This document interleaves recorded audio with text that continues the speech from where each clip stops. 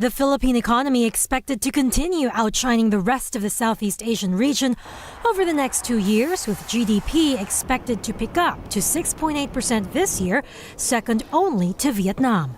From an ambitious infrastructure program to tax reforms, which are expected to make them sustainable, the Philippines has a lot of good things going for it. With or without train, the government has capacity to do that, given the current fiscal position.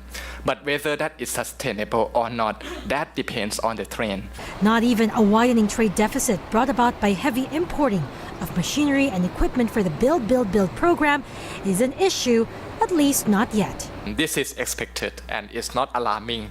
It's not a sign of overconsumption. It's not a sign of overinvestment or overspending of the country. It's a sign of the growing domestic demand. The country's trade deficit widened by over 70% in February as exports slumped for the first time in 15 months. ING Bank, meanwhile, calls the impact of the trade balance double-edged.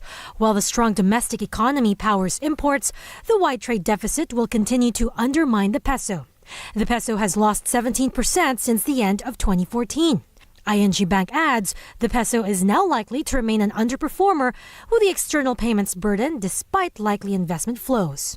ADB's country director is calling this the golden age of Philippine economic growth, saying that this expansion is already the longest in over 50 years and that it occurs in a very sound macroeconomic policy environment. Kelly Bird cites robust domestic demand and reforms in place to support the government's infra plan. This one has occurred with relatively moderate inflation. The fiscal position is very strong. You've had a deficit of 2.2% of GDP last year. You've seen national government debt as a share of GDP decline. It's around 42% now.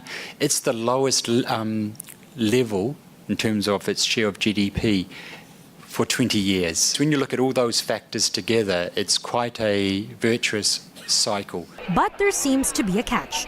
For all the impressive growth we read in the headlines, a lot of Filipinos remain in the low skills trap.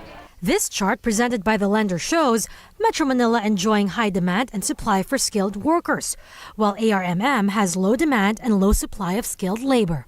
What is key, therefore, in these lagging areas is bringing investments to these areas. And that is the challenge. The approach is that try to bring lagging regions, for example, ARM, partner them with leading regions, and see how they can work together. Yet another reminder, economic growth is more than just the headline numbers. Michelle Long, ABS-CBN News.